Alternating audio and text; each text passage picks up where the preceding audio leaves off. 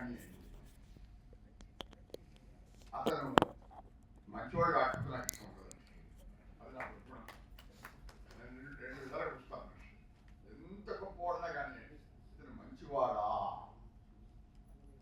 మనిషి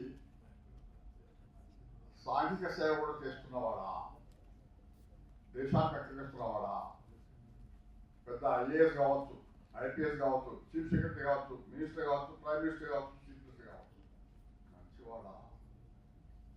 ఏం చేస్తున్నాడు? ఎంతమంది ముఖ్యం కాదు, ఏమైంది ముఖ్యం కాదు, ఏం చేస్తున్నాడు ముఖ్యం. నాకు అది చాలా ముఖ్యం. ప్రభాస్ గారిని నేను కొన్నిసార్లు చూశాను. ఒకసారి 2 సార్లు ఆయనకు వచ్చారు. నేను తిరుపతికి పోయినా చూసిన. ఆ తండ్రి వారికి మళ్ళీ పేరు పెట్టాడండి, శ్రీహరి పేరు పెట్టాడండి. సాక్షాత్ శ్రీహరి గారు మనిషిని చూస్తే పర్ఫెక్ట్ చెప్తున్నాడు. అంత మంచివాడు మనకు లభించదు. నేను ఇప్పుడు నేను అడుగుతాను, సంస్కృతం అంటే నేను పెద్ద పండితుడు కాదు, ఇంకా సంస్కృతం అంటే సంస్కరింపబడినదేనా అని అడిగినా. అంటే నేను అడగాలి కదా, లేకపోతే మాట్లాడుతుంది వాడిని అడిగినా అంటే అవును అన్నాను. అంటే అబ్బా అనుకున్నా, అంటే నాకు తెలుసు అన్నమాట. సంస్కృతం అంటే సంస్కరింపబడిన భాష. సంస్కరింపబడిన భాష నేర్చుకునేవాడు ఎంత సంస్కారి కావాలి, ఎంత సంస్కారవంతుడు కావాలి, ఎంత వినయవంతుడు కావాలి. వికాసవంతుడే కాదు, వినయవంతుడు కూడా. వికాసం వేరు, వినయం వేరు. కనుక ఏంటంటే బాగా సంస్కృతం చదివినవాడు, చాలా సాహిత్యం చదివినవాడు, అతను సంస్కారం.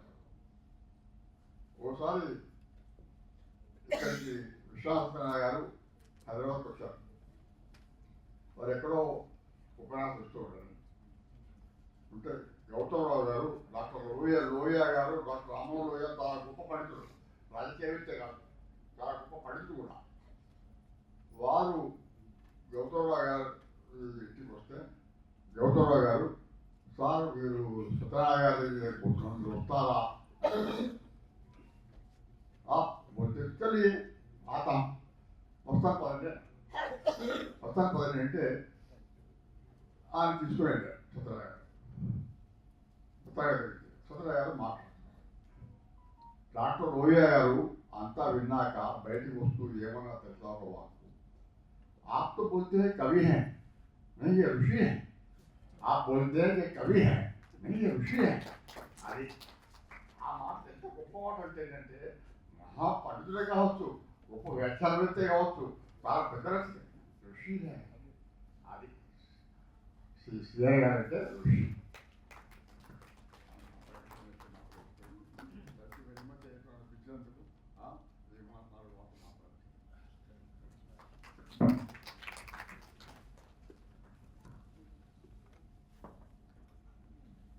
పెద్దలు డాక్టర్ వెల్చాల కొండలరావు గారు సారాంశాన్ని మనకు సందేశంగా చెప్పారు. ఇప్పుడు